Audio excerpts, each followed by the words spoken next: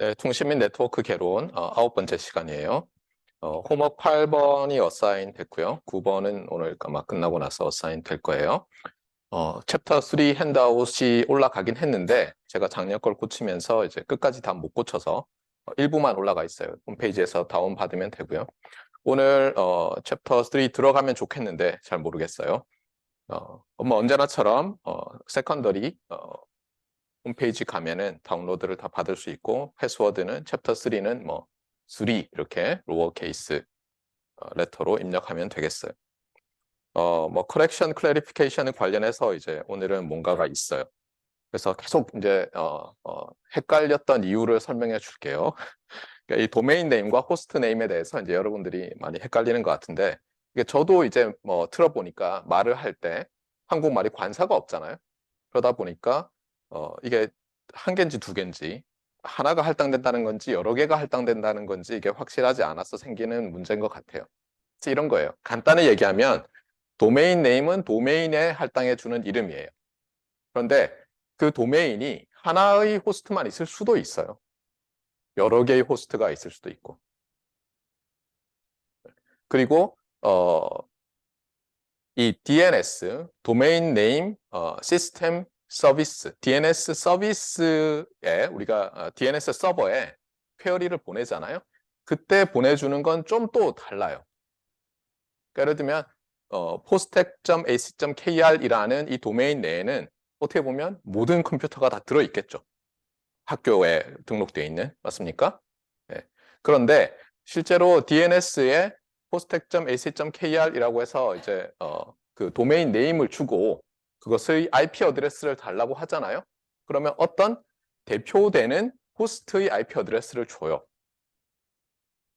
그리고 또 퀘어리를 보내잖아요. 그러면 학교의 경우에는 그 다음 게 나와요. 그러니까 뭐냐면 도메인 네임 하나에 그 도메인에 있는 호스트들 중에서 서버로 쓰일 수 있는 것들이 있잖아요. 그런 것들 중에서 또 등록된 것들이 쭉 들어있고요. 퀘어리를 날릴 때마다 하나 이렇게 알려줘요. 그래서 그 호스트, 그러니까 서버로서 사용되는, 예를 들면 포항공대 홈페이지를 보여주는 서버가 있을 거 아니에요? 그 컴퓨터가 한 대가 아니라 예를 들면 세 대예요. 그러면 걔가 하나 다운되면 그 다음 거를 찾아서 갈 수 있게 이렇게 돼 있는 거예요. 그러니까 개념을 잘 가져야 돼요, 여러분이. 그러니까 도메인이라는 것은 이렇게 있고 이게 도메인 이렇게 되면 여기에는 여러 호스트들이 있는 거예요. 그리고 우리가 URL 타이핑을 해서 포항공대 홈페이지를 알고 싶다 그러면 그 중에 몇 개가 서버로서 DNS의 리스트에 들어있는 거예요. 그러니까 예를 들면 저기서 아무리 postec.ac.kr 해가지고 퀘어리를 보내도 제 연구실에 있는 컴퓨터로 그게 날아오지 않는 거예요. 왜냐하면 학교의 홈페이지를 보여주기 위한 몇 개의 서버들이 있잖아요. 걔들 IP 어드레스만 DNS 서버가 가지고 있는 거예요. 그래서 일단 이 단수 복수를 잘 알아야 돼요. 그러니까 도메인은 여러 개의 호스트 컴퓨터들로 되어 있고 그렇다고 해서 내가 도메인 네임 서비스, 도메인 네임 시스템에 도메인 네임 DNS 서비스를 제공하는 서버에다가 퀘어리를 날린다고 해서 그 도메인에 있는 모든 컴퓨터의 어드레스가 오는 것도 아니고 그 중에 하나만 올 때도 있고 하나만 등록하면 하나만 오는 거죠. 그렇죠? 예. 그 다음에 여러 개가 돼 있으면 하나하나 라운드 로빈 방식으로 보내줘요. 그러면 이제 문제가 이거예요. 지난번에 이제 요 얘기 비슷한 걸 했는데 예를 들면 제가 cisl.postec.ac.kr이라는 도메인을 학교에 신청을 해서 받았어요. 그래 놓고는 그 도메인에 실제로 컴퓨터는 호스트는 한 대밖에 없죠. 한 대밖에 없어요. 그러면 이 조그만 도메인은 호스트가 하나예요. 그러니까 학교에 예를 들면 학교에 있는 그 DNS 서버가 있을 거 아니에요? 걔한테 보내면 어때요? IP 어드레스 하나만 계속 알려주는 거예요. 저 컴퓨터의 IP 어드레스. 아시겠어요? 그러니까 어떤 도메인에는 컴퓨터 한 대만 있고 걔는 어떻게 했어요? 퀘어리를 보내면 IP 어드레스 하나만 계속 알려주는 거예요. 구별을 잘 하셔야 돼요. 그러면 그때는 특히 또 뭐라고 부를 수 있냐면 이 CISL이 그냥 한 대만 도메인인데 분명히 도메인으로 제가 받았는데 여러 개를 할 수도 있어요. 조그맣게 네트워크를 구성해서 예를 들면 cisl.postec.ac.kr이라는 도메인 하에 제가 네트워크를 만들 수 있어요. 사가지고. 우리 연구실에 있는 컴퓨터들 뭐 열 몇 개를 그 안에 서브 네트워크를 만들 수 있는데 그렇게 안 해놓은 거예요. 그냥 게을러서. 그럴 때는 또 뭐라고 할 수 있냐면 이 CISL이라는 게 호스트 네임이라고 생각해도 되는 거예요. 무슨 말인지 알겠어요? 여기에 머신 하나가 할당돼 있으니까 여기에다가. 그래서 이제 이게 헷갈리는 거예요. 이렇게 딱 쳤을 때 이게 도메인 네임이냐 호스트 네임이냐 그러면 일반적으로는 그러니까 도메인 네임일 텐데 퀘어리를 날리면 어떤 호스트의 IP 어드레스가 날라오면서 그렇잖아요. 그러면 어때요? 거기에 그게 서버일 거 아니에요? 서버 소프트웨어가 설정이 돼 있어야 돼요. 인스톨이. 그러면 그 다음에 어때요? 우리 웹 브라우저가 그 URL 가지고 여기 디렉토리에 있는 거 주세요 하면 이제 IP 어드레스 그 다음에 디렉토리 해서 데이터를 가져오는 거예요. 구별이 좀 됩니까? 그러니까 한 개 이상의 호스트들로 도메인을 구성할 수 있고 그 중에 한 개 이상으로 DNS 서버에 등록을 해 놓을 수 있고 근데 하나일 수도 있는 거예요. 그럴 때는 저게 호스트 네임이냐 도메인 네임이냐고 물어보면 좀 당혹스럽죠. 아시겠죠? 자, 그 얘기를 했어요. 자, 오버뷰 계속 봅시다. 우리 챕터 2를 하고 있고요. 오늘 이제 이 스케일러빌리티 다음에 어떻게 보면 이제 플렉서빌리티 관련된 부분을 오늘 할 거고 그 다음에 가장 중요한 개념 중에 하나인 레이어드 아키텍처 그래서 예를 들면 뭐 OSI 7 레이어 또는 인터넷의 5 layers 뭐 이런 개념들을 오늘 배우게 될 거고 운 좋으면 챕터 3에 이서넷으로 들어갈 거예요. 자, 리뷰를 하자면요. 먼저 챕터 2에서 이제 principles, sharing, matrix, scalability에서 우리가 배우고 있었는데 여러분이 이제 이 부제목들에 나오는 단어들을 보면 뭔가 생각이 나야 돼요. 자, 우리가 뭘 쉐어링하죠? 물론 리소스를 쉐어링하지만 인터넷에서는 가장 중요한 링크를 쉐어링하는 거. 링크를. 네, 그래서 퀴즈 냈더니 어떤 학생이 리소스 했는데 뭐 맞는 말이죠, 그렇죠? 네, 그런데 엄밀히는 제가 원했던 답은 링크를 쉐어해서 코스트를 다운시키고 그다음에 우리 퍼포먼스 매트릭들이 좋은 값이 나오게 하는 거죠. 여전히 좋은 값이 나오게 하면서. 네. 그래서 가장 중요한 매트릭에는 뭐가 있다고요? 네트워크 하는 사람들이 좋아하는 매트릭들에는 딜레이와 트루풋이라는 개념이 있다고 했죠. 예. 그러면서 딜레이에는 뭐 어떤 게 있다고 했어요? 서비스 하는데 또는 프로세싱 하는데 걸리는 시간, 프로퍼게이트 하는데 걸리는 시간 뭐 이런 것들이 있었죠. 그 다음에 트루풋에서는 가장 중요한 개념이 뭐였어요? 그냥 막 보내는 게 아니라 보내놓고는 어떤 윈도우 사이즈를 가지고는 일정 이상 못 보내는 거죠. 최대 보낼 수 있는 게 있죠. 에크가 오기 전까지. 그것 때문에 결국은 라운드 트립 타임이라는 것과 그 윈도우 사이즈가 어떻게 보면 이 트루풋의 한계를 정한다는 거예요. 어떻게 보면 좀 바보 같은 짓이지만 모든 호스트들이 공평하게 뭘 하려 그러면 그냥 한 명만 계속해서 보내면 좀 곤란하겠죠. 그런 것도 있어서 그 트루풋을 결정하는 것이 라운드 트립 타임과 윈도우 사이즈다 이런 말을 했고요. 그 다음에 이제 스케일러빌리티 관련해서는 결국은 이제 우리가 호스트 수를 늘려갈 때 당연히 라우터 수도 늘리고 그렇잖아요. 링크 수도 늘리고 해야 되는데 어떻게 하면 저것이 너무 뭐 제곱, 세제곱 이렇게 증가하지 않도록 할 수 있겠느냐. 그리고 이제 그러면 뭐 일단 라우팅을 위해서 네트워크의 하이어라키를 만들어 놓죠. 백본이 있고 그렇잖아요. 예. 그다음에 저 밑으로 가면은 로컬 에리어까지 해서 링, 그다음에 뭐 트리, 뭐 스타 이런 그래프 디어리에 나오는 토폴로지를 이용해서 우리가 최대한 로케이션 베이스트로 잘 만들어서 이 호스트 수가 늘어날 때도 다른 링크나 라우터가 너무너무 많이 늘어나지 않도록 그렇게 되어 있어요. 그런데 또 하나는 뭐예요? 이 IP 어드레스라는 게 문제가 되죠. 그렇죠? IP 어드레스가 그러니까 옥텟 그러니까 8비트 4개로 돼 있잖아요. 뭐 141.2388 얼마 이런 식으로 우리가 부르잖아요. 0에서 255 사이 숫자를 각각 써서. 그런데 보면 좀 있으면 이제 좀 더 자세히 알게 되겠지만 우리가 점점 더 자세히 배운다고 했잖아요. 그게 개수가 굉장히 제한이 돼 있어요. 그래서 지금까지는 여러분이 하나의 호스트 컴퓨터에 예를 들면 유일한 IP 어드레스가 할당돼 있다고 생각하겠지만 제가 그런 식으로 말을 했지만 제가 지난 시간에 뭐라 그랬죠? 초등학교 때는 화이트 라이를 해놓고 점점 이제 올라가면서 진실된 말을 하다가 모든 진실을 말하기 전에 이 과목은 끝나요. 더 많은 진실을 알고 싶으면 여러분이 이제 컴공과 과목이나 전자과 과목들을 들어야 돼요. 그런데 어쨌거나 그래서 이 IP 어드레스가 사실은 공유돼요. 그래서 제가 지난 시간 마지막에 뭐라고 했냐면 여러분 보고 여러분 기기의 IP 어드레스를 물어보면 로케이션 알려주는 사이트들이 있거든요.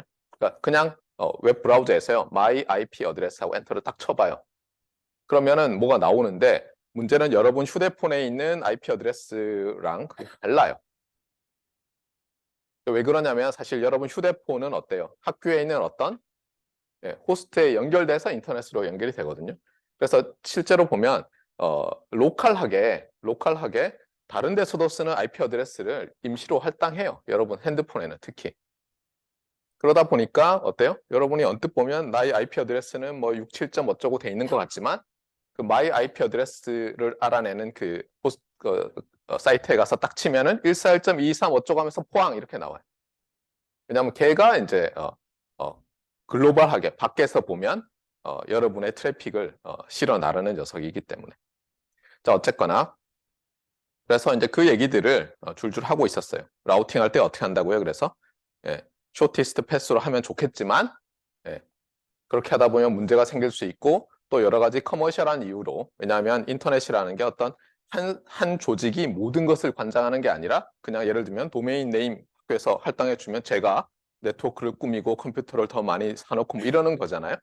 그런 식으로 돼 있다 보니까 쇼티스트 패스로 하면 제일 좋겠지만 그런 패킷이 가장 빠르게 또는 가장 안전하게 릴라이블하게 전달될 수 있겠지만 그렇게 하지 않고 좀 서브옵티멀하지만 두 단계로 나눠서 한다고 했어요. 그래서 첫 번째는 뭐였어요?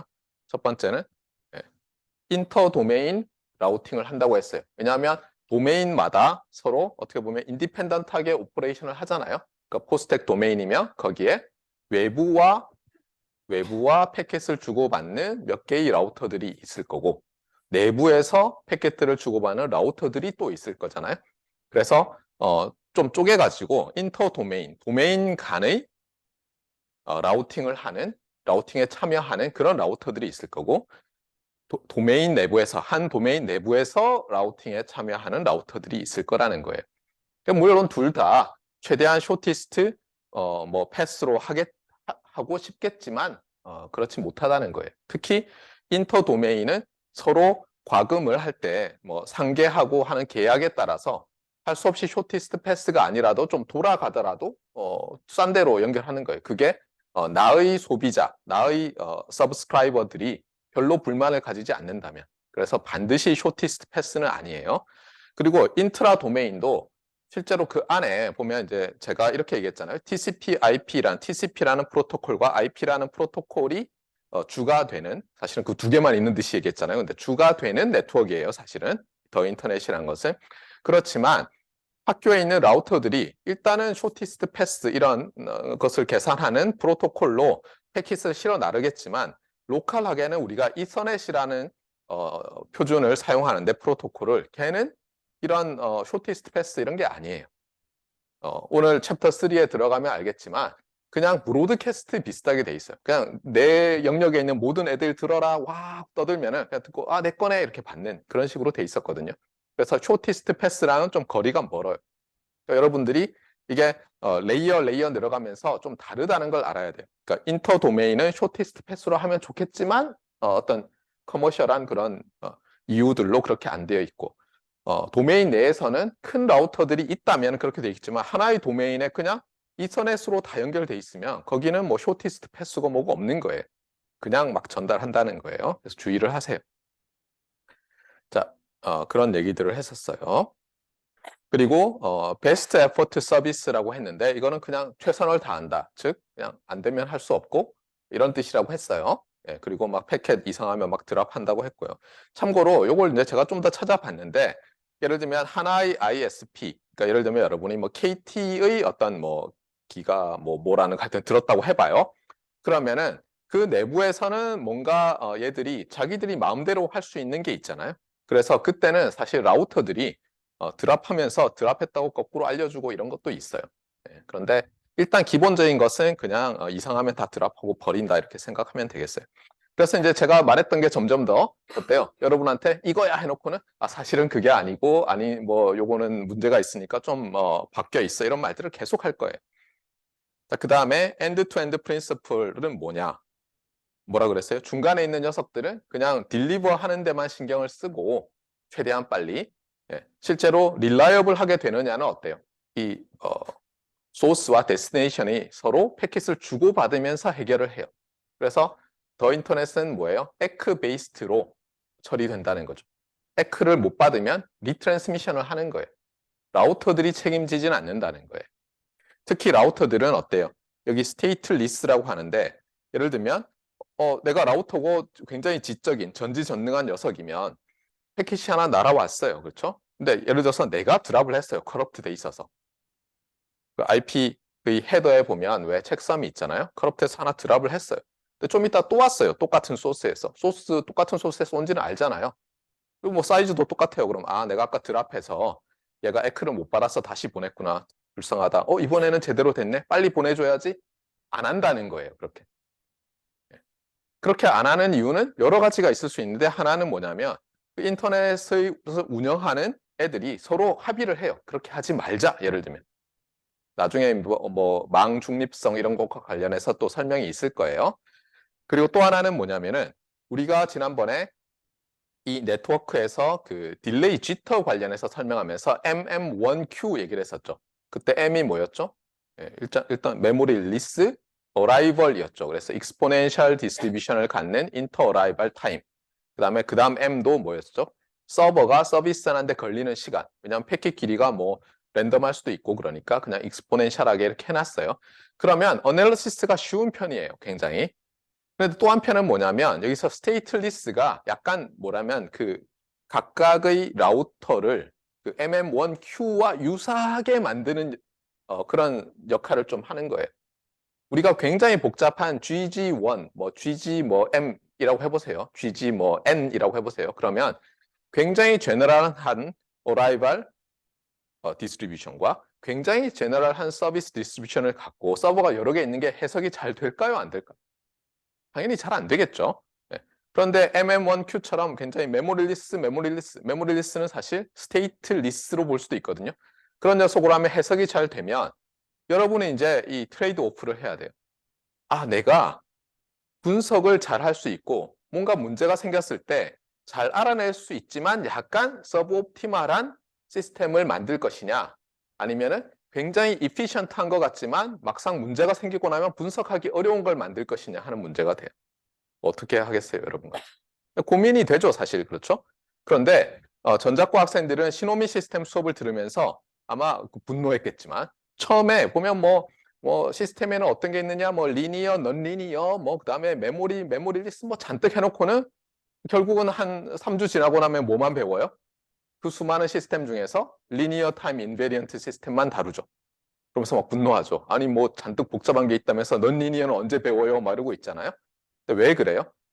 이 시스템이라는 The Set of All Systems라는 큰 집합을 놓고 보면 이 linear라는 집합도 아주 조그맣고 time invariant라는 집합도 아주 조그맣지만 걔들의 인터섹션에 해당하는 linear time invariant 시스템으로 내가 한정하면 이제 어떻죠?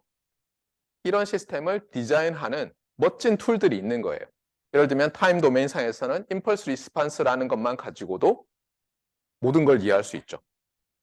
예를 들면 여러분이 울림 마이크 시스템을 만든다고 해보세요. 그런데 뭐 전자회로가 없어요. 그럼 제일 간단한 건 뭐예요? 여러분이 예를 들면 막 이제 전화기 이런 게 나온 1900년대 초반으로 갔다 그러면 정 안 되면 어때요? 케이블을 막 감아서 말 그대로 정말 딜레이 라인을 만들어서 걔들을 더해가지고 하면 어때요? 하나는 그러면 케이블 막 돌아서 스피커로 가고 하나는 하면 바로 가고 근데 그걸 어떻게 저항을 넣고 그러면 어때요?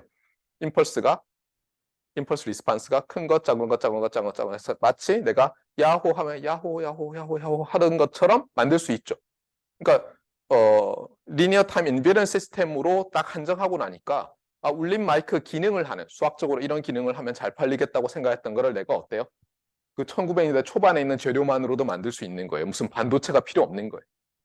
또는 마르코니처럼 예를 들면 LTI 시스템으로 한정하고 나니까 이 신호와 저 신호가 타임 도메인상에서 막 들어와요. 예를 들면 A라는 스테이션이 전신을 보내요. 무선 전신을.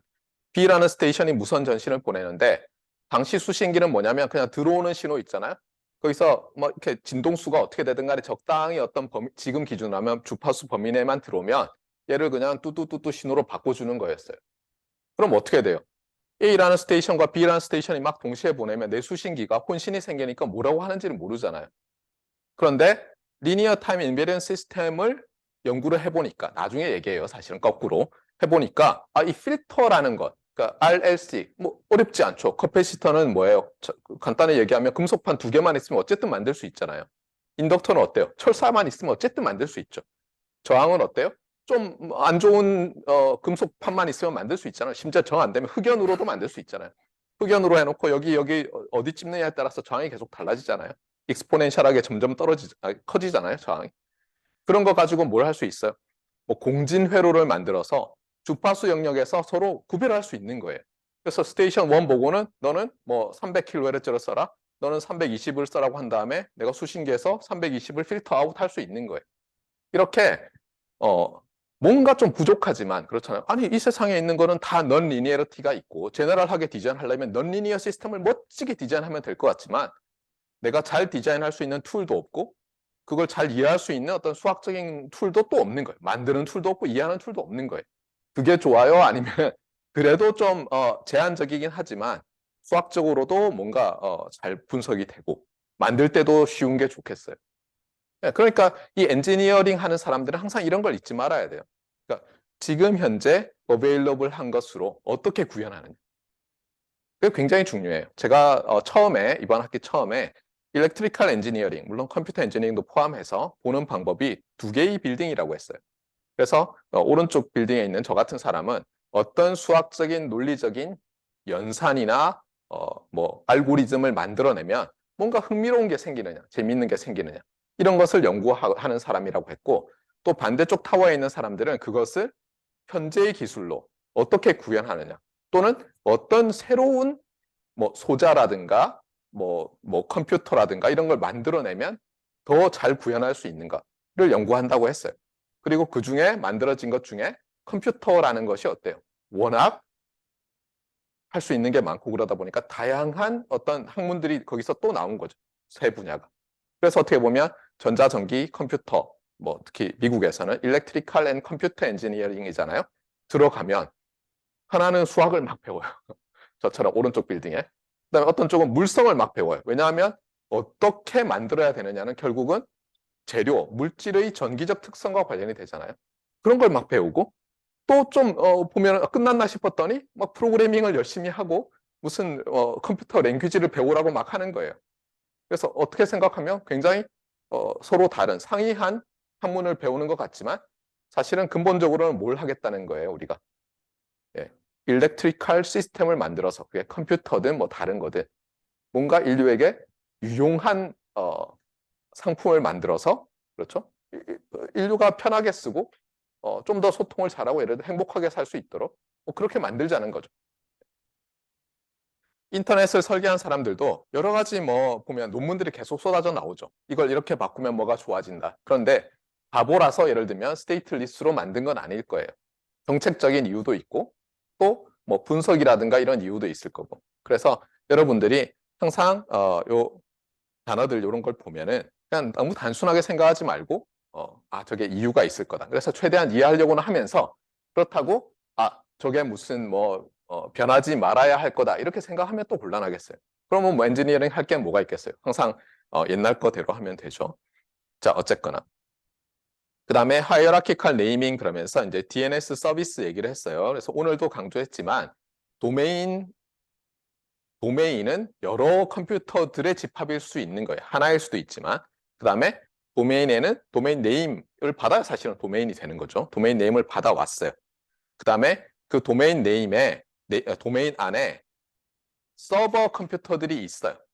그러니까 서버가 아니면 사실 그냥 그 컴퓨터에 있는 리소스에 액세스가 안 돼요. 그러니까 여러분 컴퓨터에서 예를 들면 어떤 영상을 넣어놓고 그것을 그냥 URL 타이핑 해가지고 액세스를 할 수 있게 해주려면은 그냥 여러분의 OS로는 안 되고요. 그 서버 OS를 설치를 해야 돼요, 사실은. 네. 근데 어쨌거나 그래서 서버가 있고 그런데 그런 걸 할 때 어떻게 한다고요? 여기도 있지만 예, 하이어라키컬하게 네이밍을 한다는 거예요.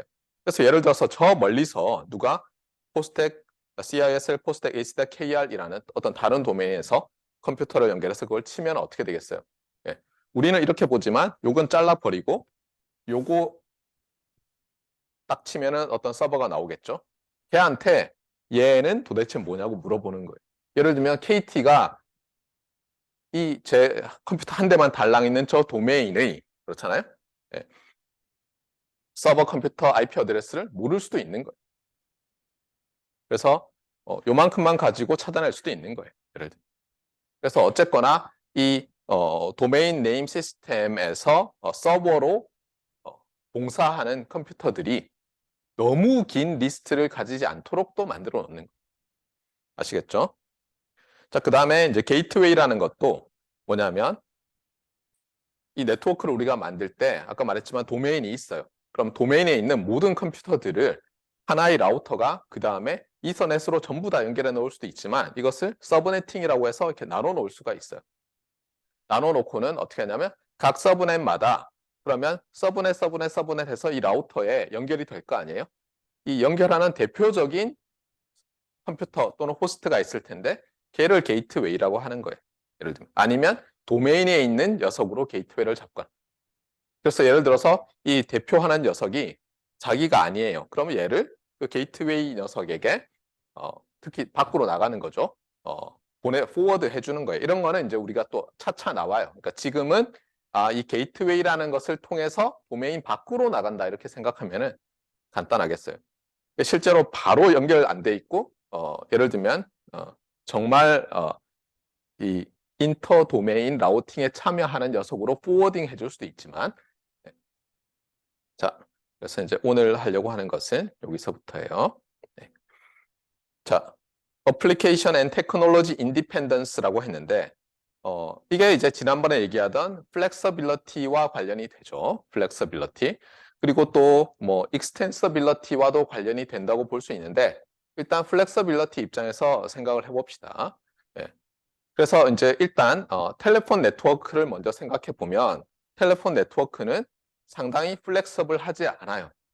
물론 최대한 플렉서블하게 하려고 사람들이 굉장히 많은 엔지니어링 노력을 했어요.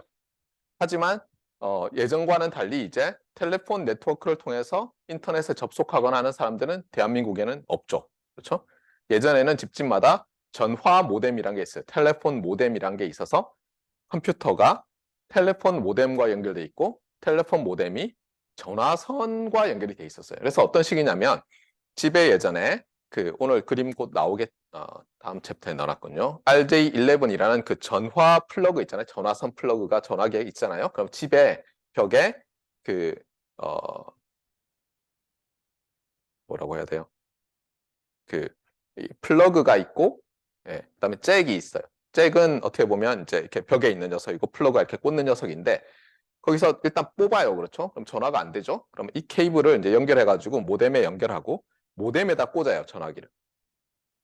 그러니까 뭐냐면 벽에서 모뎀으로 가고 모뎀에서 전화기로 가고 또 모뎀에서 컴퓨터로 가는 거예요. 그래서 어떻게 하냐면 내가 인터넷에 연결하고 싶잖아요. 그러면 이제 컴퓨터에서 이게 모뎀한테 이제 자 접속해줘 그러면은 얘가 전화를 끊어버려요. 그러니까 당연히 어떻게 되겠어요? 컴퓨터 그러니까 텔레폰 모뎀을 써서 인터넷에 내가 접속해 있으면 집에 전화가 안 되는 거예요. 그래서 아직도 기억이 나요. 여러분은 이해가 안 가겠지만 전화를 하면 계속 통화 중이에요.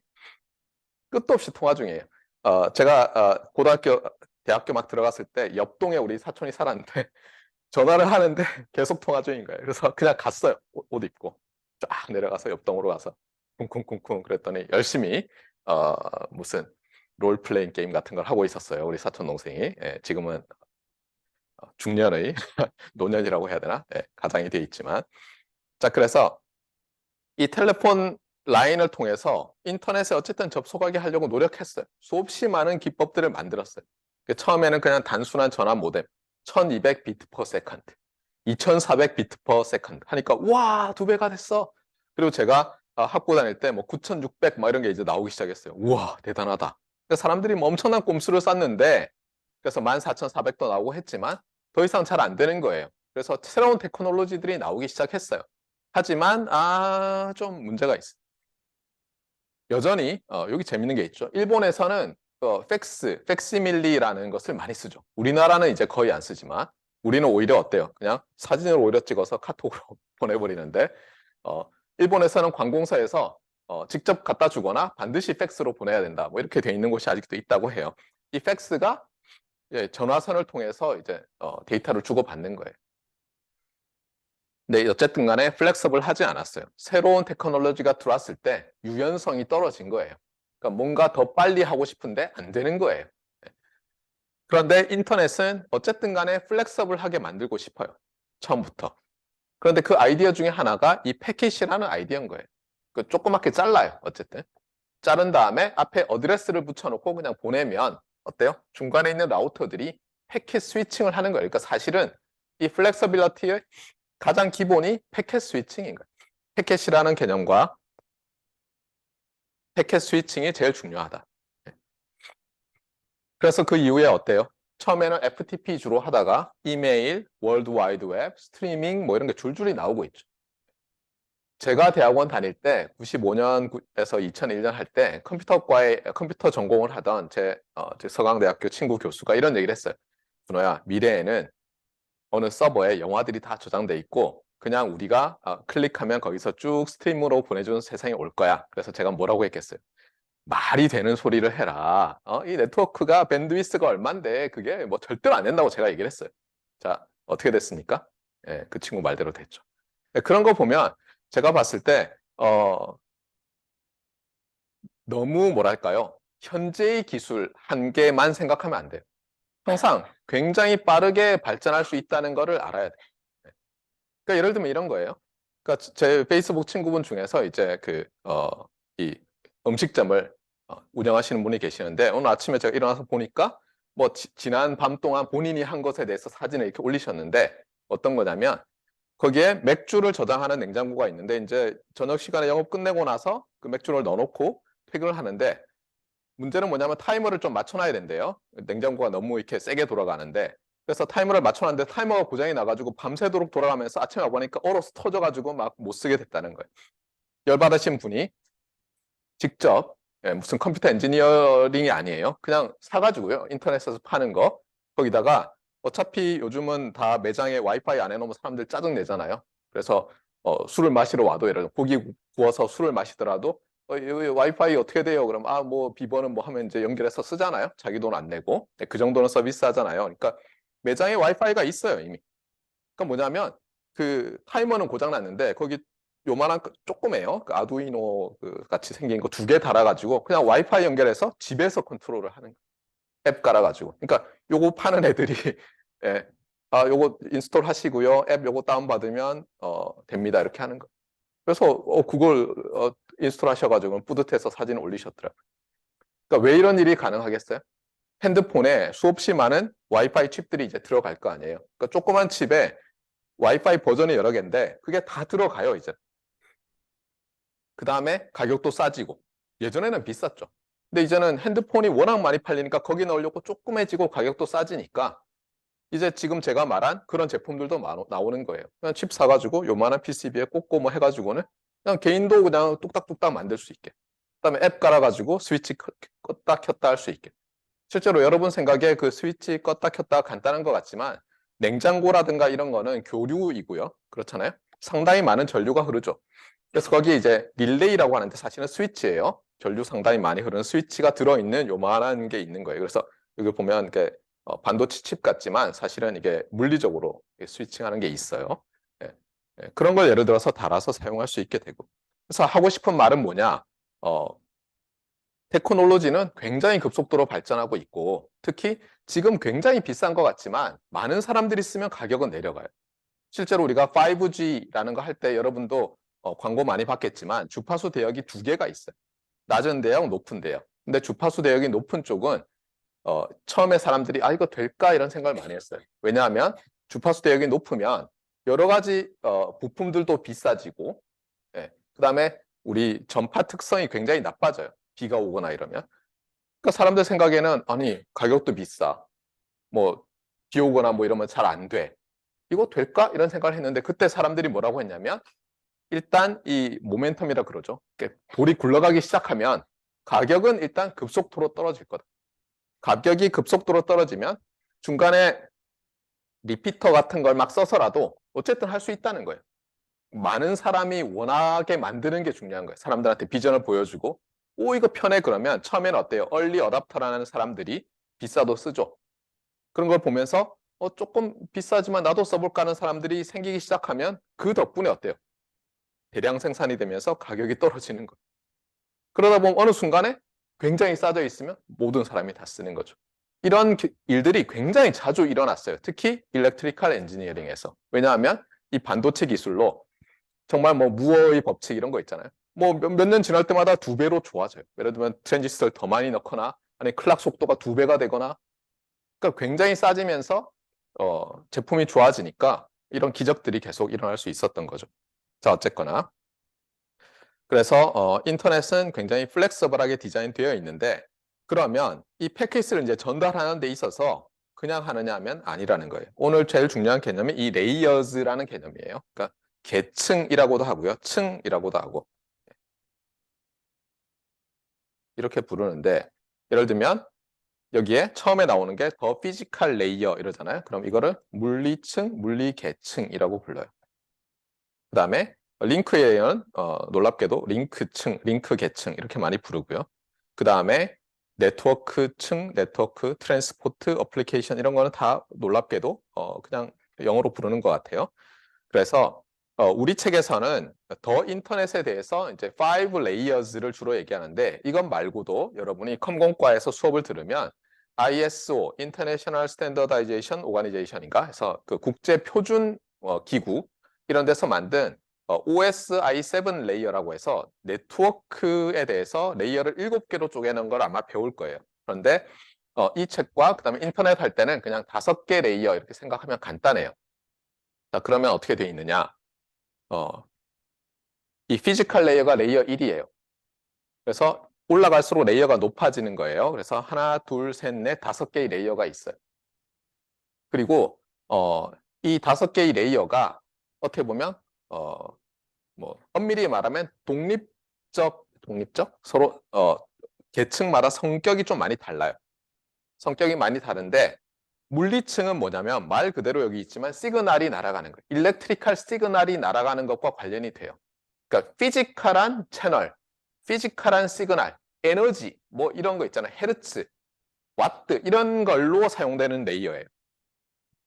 그 다음에 이 위에 레이어들은 전부 로지컬하게 돼요. 그러니까 예를 들면 비트 10, 0101로 생각하는 거예요. 실제로 피지컬 레이어에서는 0101이 어떤 이것 아니면 저것 웨이브 폼으로 되는 게 아니라 예를 들면 0101 묶어서 뭐 예를 들면 삼각파로 하고 뭐 또 묶어서 뭐 사각파로 하고 이럴 수 있는 거예요. 그래서 이 피지컬 레이어는 어떻게 보면 컨티뉴어스 타임 축에서 정말 일렉트리컬 시그널의 파형이 날아가는 걸 생각하면 잘 맞고요. 위의 층들은 전부 0101이나 아니면 묶어서 뭐 예를 들면 0에서 255로 한다든가 아니면 헥사데시말 넘버로 한다든가 이런 식으로 생각하면 간단하겠어요. 자, 그러면 왜 여러 개 나눠놨느냐? 실제로 아주 예전에는 이렇게 나눠서 생각을 안 했죠. 일렉트리컬 엔지니어들도. 실제로 여러분이 시그널 앤 시스템즈 시간에 제목이 시그널 앤 시스템이잖아요. 그렇게 나누는 것조차도 없었어요. 예전에 예를 들면 맥스웰이 이제 뭐 전자기파의 존재를 예언하잖아요. 그 다음에 헤르츠가 처음으로 송수신기를 만들잖아요. 그때는 뭐가 송수신을 가능하게 했는지를 이해를 잘 못했어요. 그냥 뚝딱뚝딱 만드니까 여기서 불꽃이 튀는데 저기서 딱 그 타이밍에 불꽃이 튀는 걸 보고는 아 정말 날아갔구나 이렇게 생각을 한 거예요. 그리고 그렇게 하기 위해서는 뭐 예를 들면 여기 금속 굴을 만들고 도서를 이렇게 연결하고 여기는 넓적한 판에 막 스프링 같이 뭘 감고 하면은 되는구나 이렇게 생각했지. 지금 우리가 시그널 젠 시스템즈에서 하는 것처럼 이렇게 블록을 만들고 이 블록은 어떤 매핑 룰이고 들어가고 나가는 것을 시그널이라고 하고 이 들어가고 나가는 것을 매핑하는 룰을 시스템이라고 한다 이런 개념이 없었어요. 어떻게 보면 이 오른쪽 건물에 있는 사람들이 어떤 기능을 수행하는 것이 좋을까를 수학적, 논리적으로 연구하기 위해서 만든 개념이에요. 시그널 젠 시스템즈는. 그러니까 시그널 젠 시스템즈 수업을 아무리 많이 들어도 PCB 기판을 딱 보면 여전히 모르는 거예요. 뭔지. 왜냐면 이거는 그 피지컬한 어떤 덩어리들로 돼 있는데 여기서는 수학으로 모델링이 돼 있잖아요. 그러니까 쉽지 않죠. 오히려 전자회로나 전기회로 수업을 듣고 나면 좀 이해가 가기도 하죠. 도면을 딱 보면 PCB 기판을 보면 이건 디퍼런셜 앰플리파이어나 이렇게 볼 수 있는데 이쪽에는 어때요? 그냥 증폭기에서 삼각형 하나 그려놓고 이렇게 해놓고는 입력이 5배 돼서 나온다. 이렇게만 하는 거죠. 그래서 간단하진 않은데 어쨌거나 그 다음에 여기 이제 링크 레이어라는 게 있어요. 이게 레이어 2예요. 그래서 여기를 뭐 L1이라고 하고 L2, L3, L4, L5라고 하는데 제가 이런 말을 많이 할 거예요. L3, L2 얘기를 많이 할 거예요. 그 이유 중에 하나는 우리가 다음 챕터에서 배울 이서넷이라고 하는 게 L2 레이어 그리고 L1도 있지만 하여튼 L2 레이어 프로토콜이라고 해요. 규약. 그 다음에 우리가 더 IP라는 프로토콜이 있잖아요. 그것은 레이어 3에서 작동하는 그러니까 라우터들이 작동하는 데 필요한 대표적인 프로토콜이에요. 그 다음에 여기 트랜스포트에서는 이제 TCP라는 것, UDP도 있지만 제가 TCP와 IP라는 두 개의 프로토콜 스위트가 주가 되는 게 인터넷이라고 했잖아요. 그러니까 어떻게 보면 TCP는 여기에 있는 거고요. TCP만 있는 건 아니에요. 그다음에 IP라는 프로토콜은 여기 있는 거고. 예를 들면 이서넷이라고 하는 것은 뭐 사실은 레이어 1, 2긴 하지만 레이어 2에 있다. 이렇게 보면 되겠어요. 그래서 이 엔지니어들이 서로 블랙박스 이렇게 디자인하는 거예요. 내가 여기 있는 거 디자인했으면 입출력만 알고 그 다음에 나는 또 그 다음 걸 디자인하고 그렇게 하면 어때요? 각자 자기 것에 대해서 최선을 다하면 되죠. 그런 식으로 만들어 놓는 거예요. 그러면 어떻게 돼요? 예를 들어서 여기는 다 똑같은데 피지컬 레이어 사람들이 이렇게 하면 더 좋아. 그러면 어때요? 이 피지컬 레이어의 인터페이스만 바꾸면 다 해결되는 거죠. 그게 실제로 이 L1과 L2의 일부를 바꾸고 이서넷이랑 결합해 놓은 게 와이파이예요. 그래서 와이파이 표준이 계속해서 바뀌는데 그렇다고 학교가 뭐 몽땅 다 때려 바꾸는 건 아니죠. 실제로 많은 L2 스위치라는 게 있거든요. 걔는 그대로 있어요. 거기다가 어때요, 우리가? 와이파이 라우터라는 거, 사실 라우터라고 부르면 안 되는데 헷갈리잖아요. 라우터는 이 IP 패킷들을 주고받는 뭐 뭔가 같잖아요. 근데 이름을 그렇게 쓴 거예요. 근데 와이파이 라우터, 와이파이 액세스 포인트들을 추가로 달면은 걔를 그냥 이서넷 포트에 꽂아요. 그럼 갑자기 피지컬 레이어가 싱싱싱 잘 되는 거예요. 그래서 테크놀로지가 막 발전할 때 다 바꾸지 않아도 되게 해놓는 거예요. 이게 어떻게 보면 이렇게 쉴딩을 하는 거예요. 딱딱 막아놓는 거죠. 요 안에서 잘해봐. 요 안에서 잘해봐. 그런데 어때요? 큰 문제 일으키지 말고. 사실은 그래서 요게 제가 아까 플렉서빌러티 얘기를 한다고 했지만 익스텐서빌러티랑 관련이 있어요. 실제로. 백워드 컴패터블 하게 만드는 거예요. 테크놀로지가 새로 발전할 때 과거의 테크놀로지, 이미 깔려있는 인프라가 못 쓰게 되면 안 되잖아요. 최대한 쓸 수 있게. 자, 그러면 이제 우리가 패킷을 하나 아니면 인포메이션을 하나 보내려고 해요. 그때 어떤 일이 일어나는지를 이 그림을 통해서 봅시다. 지금 여기에 이제 호스트 컴퓨터 1이 있고요. 여기 호스트 컴퓨터 2가 있어요. 자, 그러면 호스트 컴퓨터 1에서 여러분이 어떤 앱을 켜서 작업을 해요. 예를 들면 이메일을 보낸다고 합시다. 이메일을 보내면서 여러분이 호스트 2에 있는 녀석한테 이메일을 보내요. 물론 그럴 일은 없죠. 대부분의 경우는. 근데 그렇다고 합시다, 일단. 자, 그럼 어떤 일이 생기느냐? 먼저 말 그대로 이 앱이 있잖아요. 애플리케이션 레이어에서 여러분의 이메일을 그렇잖아요. 비트 스트림으로 잘 만들어서 그 다음 레이어로 보내줘요. 그 다음 레이어로 보낼 때 당연히 어때요? 이 애플리케이션에 예를 들면 제가 누구한테 보낸다. 뭐 하면은 뭐가 있겠죠, 주소가. 예. 그러면 걔를 어때요, 이번에는?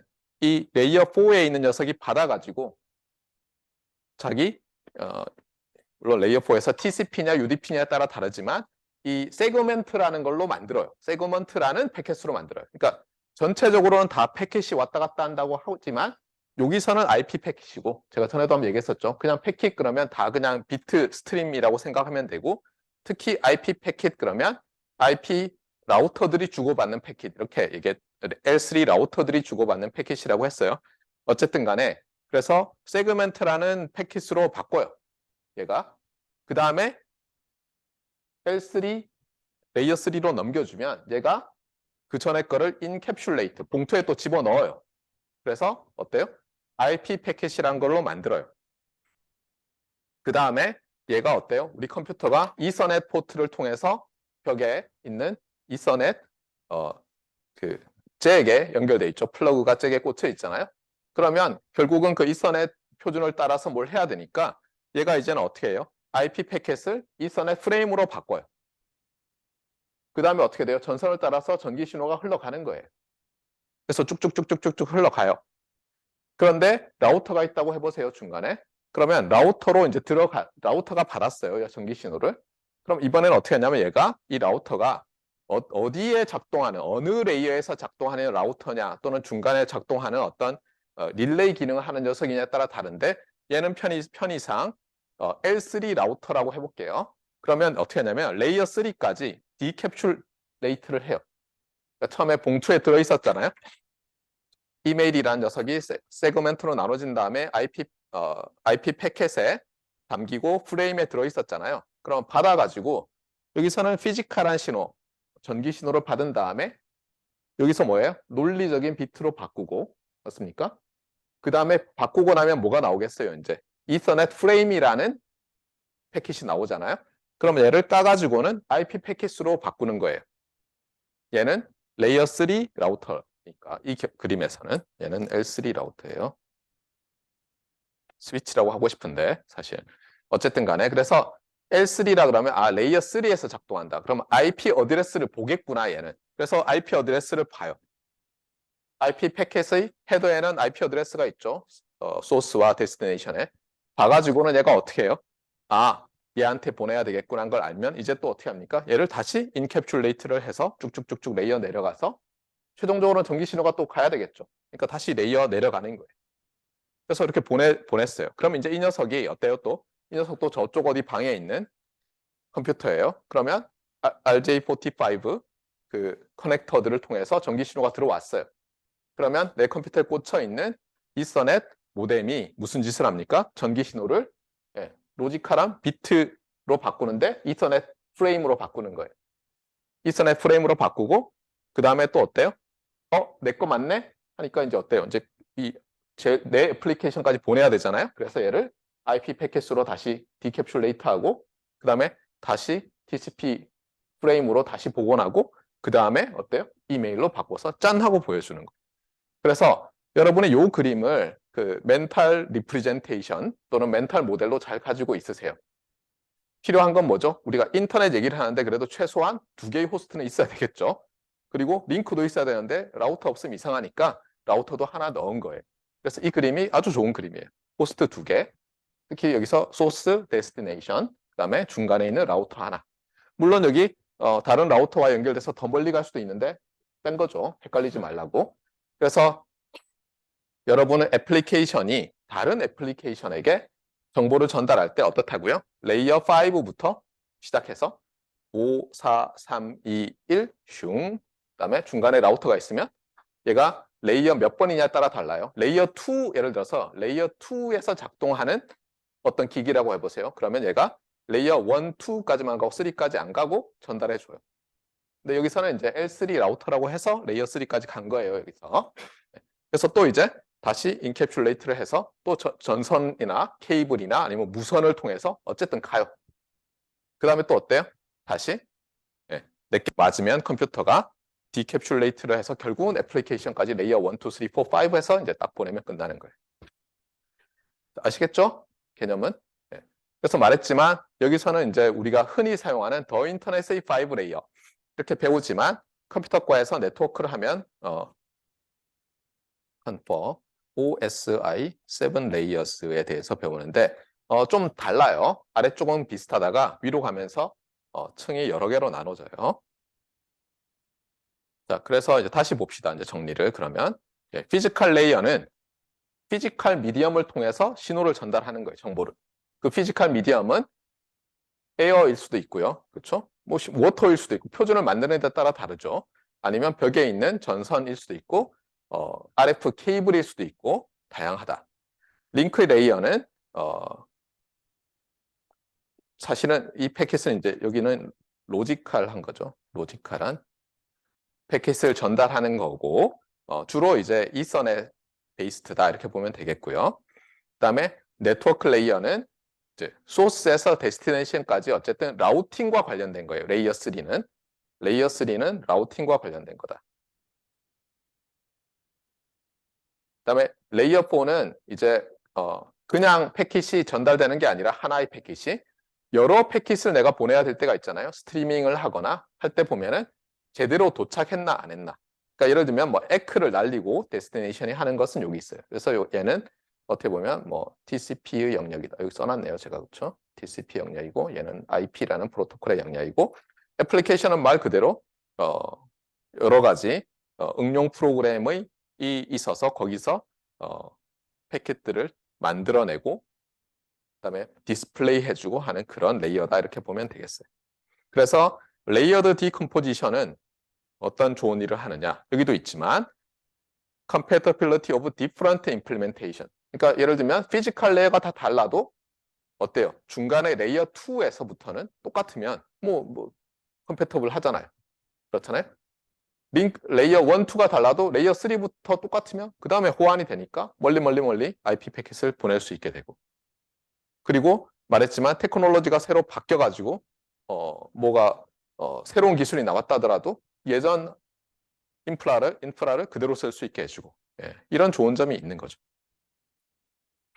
여기도 있지만 와이어드 피지컬 레이어가 링크 레이어 와이어드 테크놀로지와 관련된 피지컬 레이어 링크 레이어가 와이어리스로 슉 바꿨는데 위에는 안 바뀐다. 이게 바로 와이파이인 거죠. 그렇죠? 라든가. 그 다음에 이 과정에서 아까도 말했지만 여기서부터 encapsulate 되다가 다시 decapsulate, encapsulate, DDDD 해서 딴 하고 간다는 거예요. 그러니까 봉투에 계속 집어넣는 거예요. 레이어 내려갈 때마다. 레이어 올라갈 때마다 봉투에서 까서 또 안에 있는 봉투에 겉봉에 있는 걸 보고 심지어 다 보기도 하고 이렇게 한다는 거예요. 그러면 잠깐 다른 얘기를 좀 해볼게요. 만약에 네트워크에 보안 문제가 생긴다면 어디서 생길 수 있을까요? 예를 들면 여러분이 화이트 해커가 아니에요. 그러니까 블랙 해커라고 하나요? 하여튼 나쁜 놈이에요. 그래서 뭔가 중요한 정보가 여기서부터 이렇게 여기서까지 가는 데 있어서 중간에 빼돌리려고 해요. 그럼 어디서 빼돌릴 수 있을까요? 예. 그것도 이 레이어 개념으로 할 수 있죠. 나는 레이어 1 해커야. 마치 레이어 1 뭐 라우터다라든가 레이어 1 뭐라고 레이어 3 라우터라 스위치다 뭐 이렇게 얘기하듯이 나는 레이어 1 해커예요. 예를 들면 저 같은 피지컬 레이어 전공자는 기껏 해커 해봤자 레이어 1 해커겠죠. 그러니까 저 같으면 예를 들어서 야 그 와이파이 신호를 어떻게 잘 그렇잖아요. 뭐 하드웨어를 만들어서 안테나 뭐 이런 거 해가지고 들으려고 하겠죠. 아니면은 뭐 빔포밍을 해가지고 야 저쪽에 뭐 예를 들면 우리 국방과학연구소랑 프로젝트를 하는 모 교수님 연구실에서 지금 와이파이 신호가 나오고 있는데 저걸 리코딩해서 북한에 팔면은 혹시 뭐 몇만 불 주지 않을까 뭐 이러면서 예를 들면 그러니까 저 같은 사람이 나쁜 해커가 되면 여기서 해킹을 하려고 할 거고 맞아요? 그 다음에 조금 이제 전자회로를 알거나 이런 사람들 중에서는 또 이서넷이 좀 보안에 취약한 것 같아. 뭐 여기서 뭔가 이상한 짓을 할 수 있을 것 같아. 그래서 맥 애드레스를 막 조작하고 해가지고 나한테 막 보내게 하고 저쪽으로 안 가게 한 다음에 어때요? 내가 열심히 분석한 다음에 싹 데이터를 변조한 다음에 보내주죠. 마치 이메일이 약간 늦게 도착한 것처럼 뭐 그런 짓을 하겠다면 레이어 2 해커가 되겠죠. 또는 레이어 3, 레이어 4 뭐 이렇게 가능하겠죠. 그리고 대부분의 경우는 어떻겠어요? 대부분의 경우는 이거 잘 모르고 여기서 어떻게 하려고 그러겠죠. 여기서. 맞아요? 예. 그럼 또 어떻게 되겠어요? 만약 암호화를 하려고 하면 어디서 하면 되겠어요? 그렇잖아요. 거꾸로. 최대한 다른 사람들이 이걸 가져가도 못 보게 하려면. 일단 애플리케이션에서 해야 되겠죠. 애플리케이션에서. 제일 간단한 건 뭐예요? 여러분 스스로 어떤 그 암호화하는 앱을 하나 만들어요. 조그만 거. 그래서 여러분이 이메일 보낼 때마다 어때요? 그거를 예를 들면 전부 영어로 바꾸는데 이상한 영어 단어들을 바꿔요. 못 알아보게. 근데 그렇게 해서 그냥 이메일을 보내면 아니 누가 열어봐서 어떻게 알 거예요? 여러분 혼자 암호화를 해놨는데 친구랑 딱 둘이만 알아요. 그럴 수 있죠. 그건 어떻게 보면 요 레이어에서 암호화를 하는 거죠. 그 다음에 이 TCP와 IP도 어때요? 뭔가 보안을 강화하기 위한 짓을 할 수 있죠. 그래서 이제 어떻게 합니까? 여기 사용되는 사실은 여기죠. 여기서 사용되는 여기서는 사실 바꾸기 어려워요. 여기서 어쨌든 잘하려고 하죠. end-to-end principle이라는 게 여기서 잘하려고 하는 거잖아요. 네. 여기서 잘하려고 하는 것 중에 하나가 HTTP를 썼더니 뭐 문제가 있다고 HTTPS로 하는 거예요. S가 secure 뭐 이렇게 얘기했죠. 그 HTTP와 HTTPS는 다른 프로토콜이에요. 그래서 이제 컴퓨터 엔지니어링 하는 사람들은 주로 여기서 하려는 시도를 많이 하겠어요. 그런데 실제로 보면 여러분이 라우터를 소유하고 있는 누군데 나쁜 짓을 하려 그러면 사실 여기서 뭔가 할 수 있겠죠. 예를 들어서 중요한 정보가 나의 내가 예를 들어서 주식을 하는 사람인데 예를 들어서 A라는 회사의 퀀트예요. 근데 우리 소프트웨어와 보니까 상대 경쟁하는 회사의 소프트웨어가 자기들끼리 막 싸우고 있어요. 주식시장에서. 그래서 나쁜 생각을 하는 거예요. 잠깐 내가 아는 친구가 저 회사와 계약하고 있는 그 ISP예요. 패킷을 일부러 좀 지연시키면 어떨까? 이런 나쁜 생각을 하는 거예요. 그래서 어떻게 하겠어요? 예를 들면 친구한테 술을 사주고 막 한 다음에 여기 있는 라우터 어드미니스트레이터 뭐를 알아내요. 물론 어렵겠죠. 예. 그래서 들어가서 어떻게 해요? 예. 어느 특정한 IP에서 오는 녀석을 일부러 프라이어리티를 낮춰가지고 또는 딜레이를 일부러 막 주게 만들면 어떻게 되겠어요? 순간순간 초단타로 거래를 하는데 갑자기 B 회사의 거래 주문이 0.1초씩 늦어져요. 그러면 예를 들어서 둘이서 경쟁하면 내가 뭐 잘 될 거 아니에요? 그런 나쁜 생각을 할 수 있겠죠. 그래서 사실 여러 레이어에서 나쁜 짓이 또 가능한데 한편으로는 또 어때요? 문제가 생겼을 때 어느 레이어에서의 문제인지 아이덴티파이를 각각 레이어에 있는 전문가들한테 물어보면 되겠죠. 맞습니까? 네. 그래서 이런 레이어로 나눠서 생각하는 게 매우 유용하다. 그리고 이걸 뭐라고 하냐면 더 인터넷의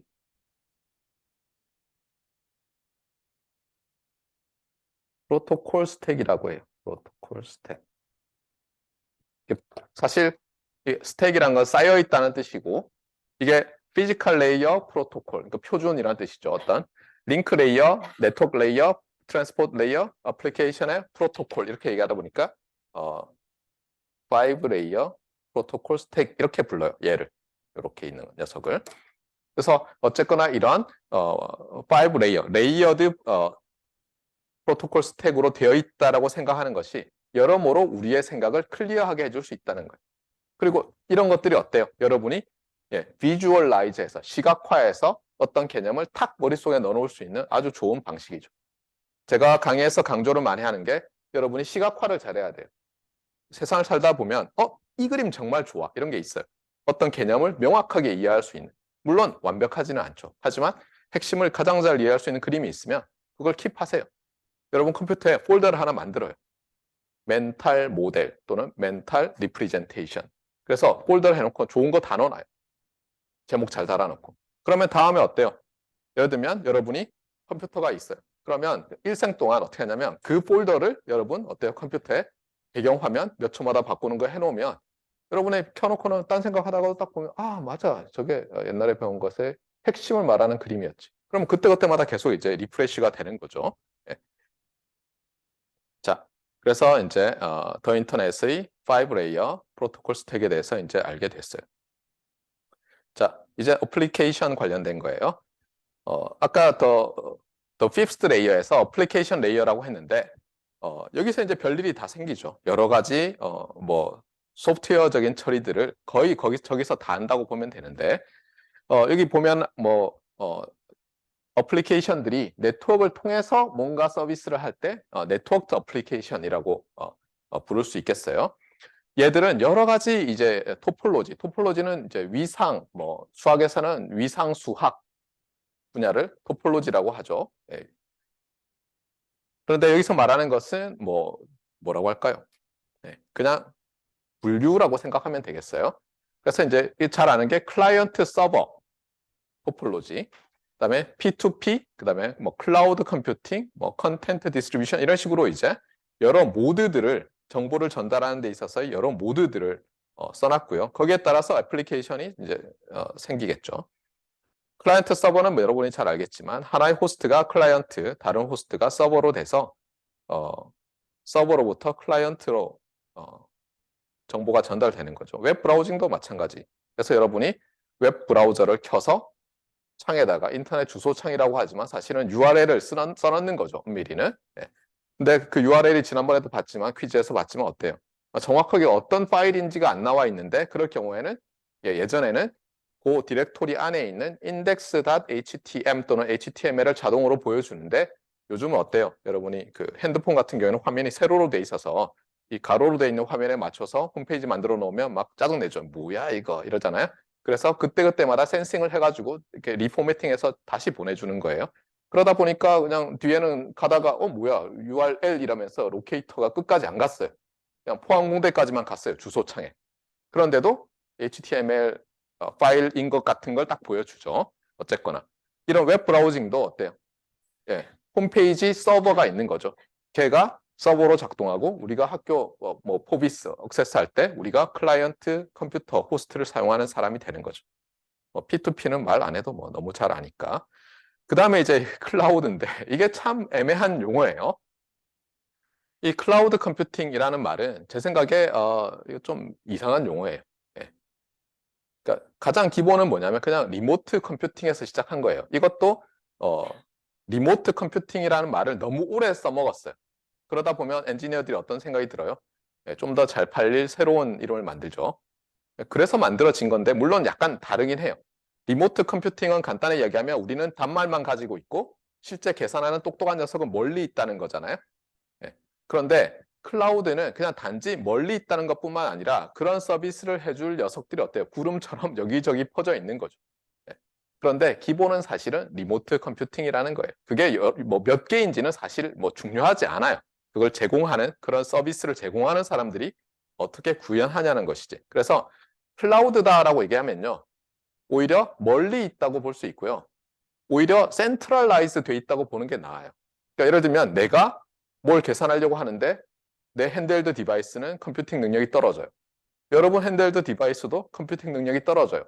디스트리뷰트 돼 있는 녀석들이 컴퓨팅 능력이 다 떨어져요. 근데 어떻게 해요? 저 한 곳에 똑똑한 놈이 모여 있어요. 지능이. 걔한테 그냥 퀘어리 날려가지고 받는 거예요. 그래서 어떻게 보면 centralized라는 말과 더 관련이 있어요. 디스트리뷰티드 돼 있다는 말보다는. 그래서 여러분들이 오해를 많이 하게 돼요. 저도 그랬고. 클라우드 그러면 뭔가 분산형 이런 식으로 자꾸 생각하는데 사실은 똑똑한 놈 하나가 있는 거예요. 그게 둘일 수도 있는데 어쨌든 간에 좀 모여 있는 거고요. 그래서 웃긴 건 뭐냐면 처음에 클라우드만 해가지고 하나로 집중시켜 놓고는 이제 그러니까 또 문제가 생기잖아요. 로케이션. 그러니까 또 이번에는 엣지 그래서 또 그걸 막 이렇게 분산을 시키고 있어요. 네, 그래서 어쨌거나 실제 엔지니어링을 하는 입장에서 봤을 때, 이, 어쨌든 제품을 팔아야 될 거 아니에요? 사람들이, 소비자들이 사용할 수 있게. 너무 좋은데, 잘 몰라서 안 쓰고, 이름이 팬시하지 않아서 안 쓰고, 그러면 팬시하게 바꾸려고 하겠죠. 그런 일들이 이 세상에서 벌어지고 있는 거예요. 자, 어쨌거나, 여기 나와 있지만, 디스트리뷰티드라고 돼 있는데, 이거는 클라우드라는 말과 어울리지만, 실제로는 어때요? 요 수식하는 것 가까이 있는 게 더 중요하잖아요. 그래서 리모트 컴퓨팅의 어떻게 보면 좀 다른 말이에요. 물론 똑같진 않아요. 예전에 말하던 리모트 컴퓨팅과. 그래서 예를 들면 클라우드 컴퓨터는 그렇죠. 뭐 서버들에 어쩌고 저쩌고 돼 있고 유저 맥스 유스 오브 컴퓨팅 서비스 호스트 바이 컬렉션 오브 그러니까 컬렉션 오브 하면 마치 이제 디스트리뷰티드인 것처럼 되죠. 하지만 사실은 멀리 있는 거예요. attached to the network. 멀리 attach 돼 있는. sharing resources 어쩌고 저쩌고. 컨텐트 디스트리뷰션 이런 것도 이제 잘 알고 있으니까 이 얘기는 더 안 해도 되고요. 그 다음에 이제 멀티캐스트, 유니캐스트, 애니캐스트 뭐 이런 말이 있는데 여기서 브로드캐스트란 말은 여러분이 알죠. 방송하다. 그래서 캐스트는 사실 던진다는 뜻인데 인포메이션을 이제 이렇게 전달하는 건데 유니캐스트 그러면 하나죠. 하나. 유니캐스트. 그래서 어떻게 보면 하나의 소스로부터 하나의 데스티네이션으로 정보를 던지는 게 유니캐스트겠죠. 그 다음에 애니캐스트는 뭐냐면 어떤 그룹이 있어요. 그러면 모든 사람이 받는 거예요. 모든 호스트가. 그래서 any는 any one of the set of host예요. 그 다음에 멀티캐스트는 그 set의 또 서브셋인 거예요. 그래서 set of host인데 뭐 예를 들어서 요게 여기 있는 게 전부 다 하면은 any 캐스트면 요만큼 하면은 이제 멀티캐스트가 되는 거예요. 그래서 사실 구별을 어떻게 하느냐. 사실 집합을 뭘로 잡느냐에 따라서 어떤 것이 애니캐스트처럼 생각될 수도 있고 멀티캐스트처럼 생각될 수도 있겠죠. 자, 그 다음에 이제 뭐 푸시, 풀 이렇게 돼 있는데 뭐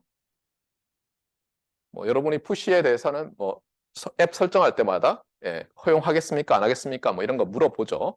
그래서 특히 웹 브라우저 같은 거 아니면 앱 설정할 때 내가 받겠다라고도 안 해도 저쪽에서 보내면 그냥 내 앱이 바로 보여주죠.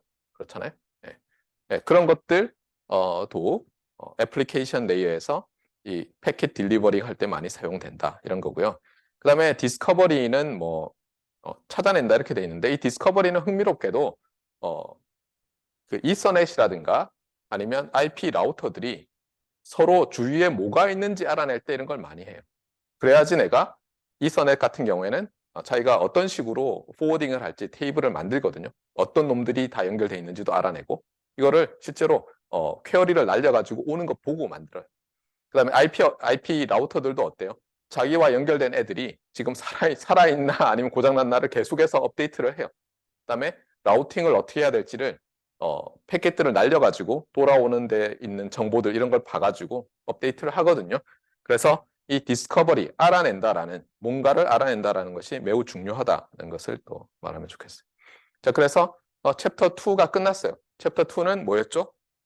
쉐어링, 그 다음에 매트릭스, 그 다음에 스케일러빌리티, 그 다음에 뭐 애플리케이션 앤 테크놀로지 인디펜던스, 어플리케이션 토포놀로지 이렇게 돼 있었는데 어쨌든 오늘 배운 핵심은 사실 레이어라는 거예요. 레이어드 아키텍처로 본다. 또는 5 레이어 프로토콜 스택으로 인터넷을 본다. 그래서 패킷이 어떤 레이어로 전달되고 그 다음에 어떤 기기가 어떤 레이어에서 작동하고 이런 식으로 말하는 거예요.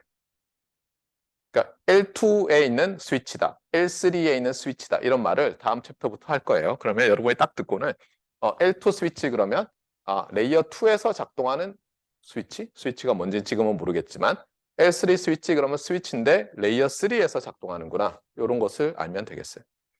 자, 그러면 남은 시간이 몇 분 되진 않지만 이제 그 다음 챕터로 넘어갑시다.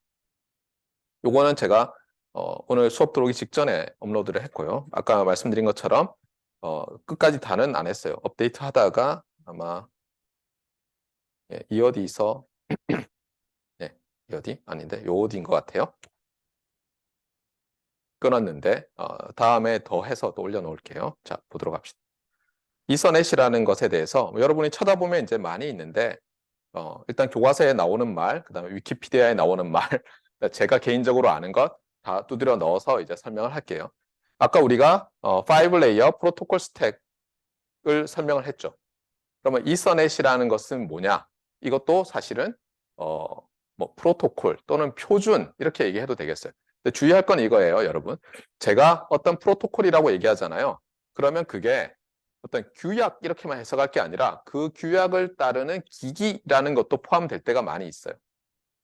그러니까 예를 들어서 이서넷이라고 하는 것 자체는 규약이에요. 그런데 이서넷 디바이스 그러면 어떻게 돼 있어요? 또는 이서넷 뭐 스위치, 허브 할 때는 어때요? 그 이서넷이라는 프로토콜을 지원하는 기기가 되겠죠. 그래서 얘는 뭐냐면 아까도 말했지만 L2를 위주로 L1, L2 레이어 얘는 좀 괄호로 할까요? 이렇게 L1, L2 레이어 그렇다고 L1이 전혀 포함되어 있지 않은 건 아니에요. L2 레이어 프로토콜이다 이렇게 보면 되겠고요. 그리고 얘는 얘가 주고받는 이 레이어 2에서 레이어 3로부터 IP 패킷을 받잖아요. 그럼 얘가 인캡슐레이트해서 뭘 만들 거 아니에요. 걔는 프레임이라고 해요. 그래서 이서넷의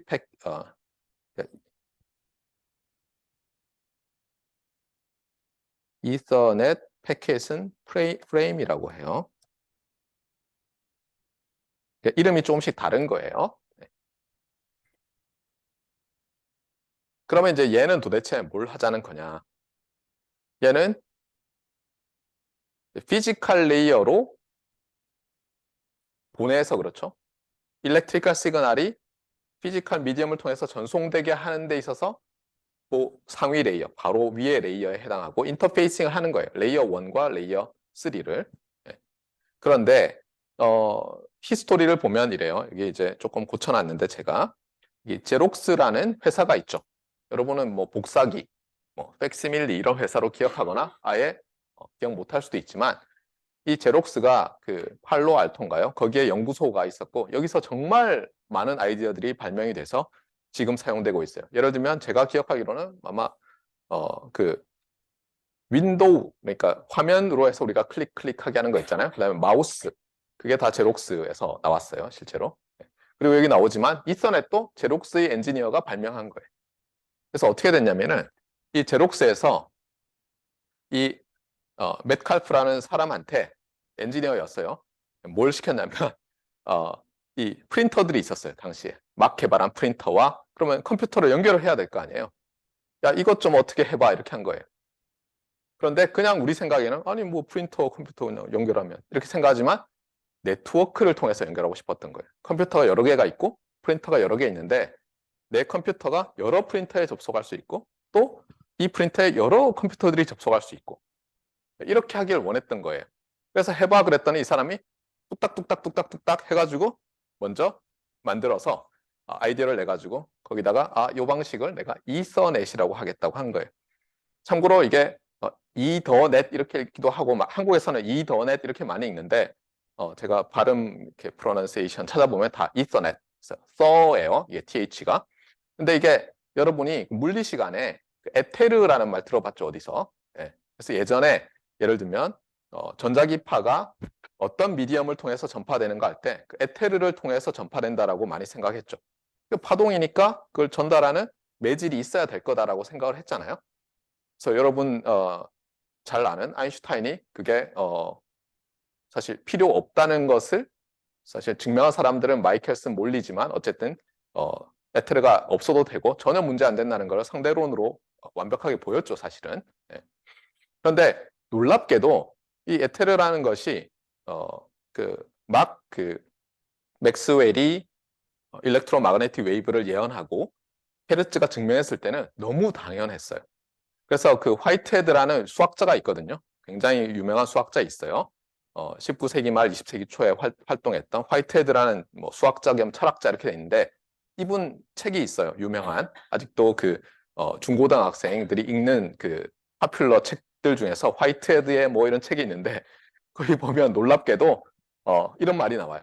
에테르가 당연히 존재해서 이 빛과 전파를 실어 나르는 것처럼 이런 표현이 나와요.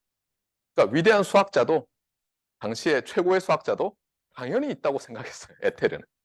그리고 또 하나 이제 시간이 좀 지나서 에테르가 없다는 게 이제 거의 밝혀졌음에도 불구하고 그걸 인정하지 못하는 지난 세기의 최대의 악마가 하나 있었죠. 독일 출신의 그 뭐 코스염을 기른 아저씨 하나 있잖아요. 이분이 나의 투쟁이라는 책을 썼죠. 알고는 있어요? 예. 이 아저씨가 이제 이 정권을 장악하기 전에 중간에 이제 조금 이제 도당을 만들어서 으쌰으쌰 하다가 과대망상을 한 거예요. 자, 이제 쿠데타를 해서 나라를 먹어볼까? 이러다가 잡혀갔어요. 이렇게. 감옥에 가가지고는 뭘 했겠어요. 예. 이때 열심히 노역을 시켜야 되는데 그 당시에 독일 사람들이 너무 착해가지고 책을 쓰게 내버려 뒀더니 이 사람이 뭐 감옥으로부터 이 사생, 히틀러 버전을 만든 거예요. 그래가지고 문제는 뭐냐면 그걸 팔아가지고 베스트셀러가 됐는데 거기 온갖 이제 뭐예요? 남탓하는 거 있잖아요. 원진살이라고 하죠. 우리는 소위 남탓하는 거. 그래서 이 사람이 뭐라 그랬어요? 1차 대전에 진 것은 유대인 때문이고 우리가 뭐 한 것도 유대인 때문이고 뭐 전부 유태인들 때문이래요. 네. 그러면서 그 유태인 출신의 과학자들이 해놓은 업적을 막 폄하를 해요. 거기 누가 있었겠어요? 당연히 아인슈타인이 있죠. 그래서 뭐라고 하냐면 저는 나의 투쟁을 보면서 이제 야, 얘가 도대체 어떻게 그 위대한 지성의 나라, 예술가와 철학자의 나라인 독일 사람들을 홀렸나를 보면서 왜냐하면 저도 이제 홀리고 싶었어요. 어릴 때는 나도 나중에 뭐 장군이 되거나 대통령이 되거나 하면은 막 써본 거 봐야지 하면서 이제 연구를 열심히 했는데 그것보다는 오히려 제 기억에 남아 있는 건 뭐냐면 거기서 뭐라냐면 지구가 도도한 에테르 속을 영구히 돌고 있대요. 그러니까 우주에 에테르가 가득 차 있다고 히틀러도 주장을 하는 거예요. 예. 그런 거 보면서 야, 이 에테르 개념이 정말 오랫동안 버텼구나. 예. 근데 어쨌든 그게 이서예요. 알겠어요? 이서. 그래서 그냥 이름을 에테르에서 따와서 이서이고요. 네트워크에서 네트워크 이렇게 붙인 거래요. 그래서 처음에는 어떻게 됐겠어요? 당연히 제록스의 엔지니어가 만들었으니까 제록스에서 이걸 개발하기 시작했겠죠.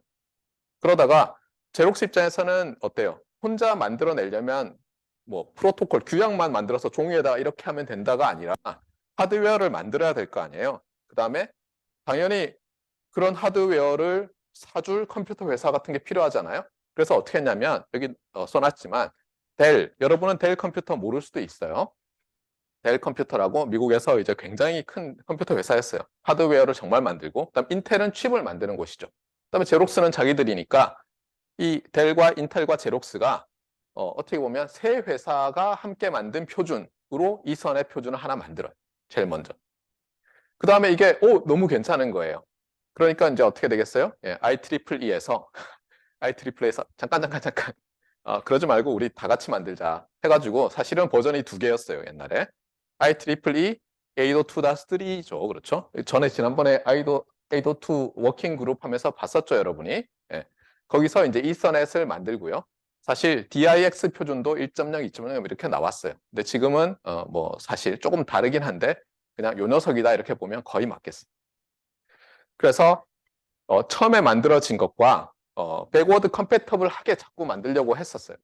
그래서 놀랍게도 이 이서넷과 호환이 잘 되는 와이파이도 이 이서넷에 사용되는 아주 오래된 이 방식을 아직도 가지고 있어서 사실은 심각한 문제가 있다고 주장하시는 분도 있어요. 그러니까 이 백워드 컴패터빌리티를 너무 높이려고 하다 보니까 이게 좀 문제가 많아. 이런 주장도 있다는 걸 잊지 마세요. 그러니까 백워드 컴패터빌리티가 반드시 좋은 건 아니에요.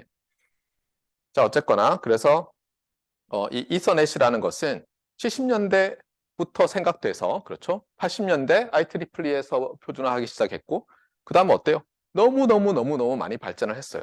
그런데 기본적인 것은 그대로 있으면서 특히 이 레이어 1 부분에서 비약적으로 성장을 했어요.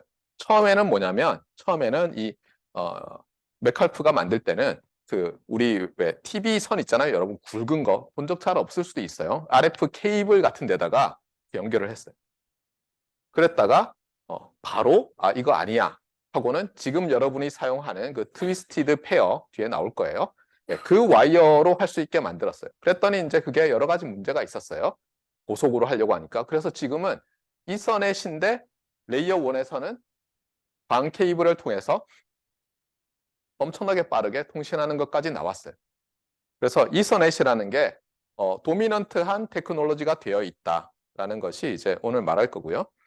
이제 마지막으로 오늘 2가지 그림이에요. 한 가지는 아까 그 5 레이어즈였죠. 기억납니까? 컴퓨터 2대, 라우터 하나. 그 다음에 요건데 여러분 집에 가보면 이런 놈을 꽂을 수 있는 단자가 있는데 하나는 좀 조그맣고 얘가 좀 사이즈가 작죠. 이놈은 큰 놈인데 얘는 예전에 전화 꽂던 거예요. 얘를 플러그라고 하죠. 그다음에 그러니까 잭이랑 플러그를 그냥 커넥터라고 하는데 얘는 전화선, 얘가 이서넷 선이에요. 얘가 좀 크죠. 그래서 이걸 구별을 좀 해주면 좋겠어요. 그래서 RJ45 얘는 커넥터의 플러그고요. 얘는 RJ11 커넥터의 플러그예요. 그래서 요 녀석이다. 이서넷은 요 녀석으로 보통 집에서 다 연결되고 여러분이 허브라든가 옛날에 아니면 스위치라든가 이서넷 허브, 이서넷 스위치 이런 거 뒷면에 보면 요 녀석이 꽂힐 수 있는 잭들이 쫙 있어요.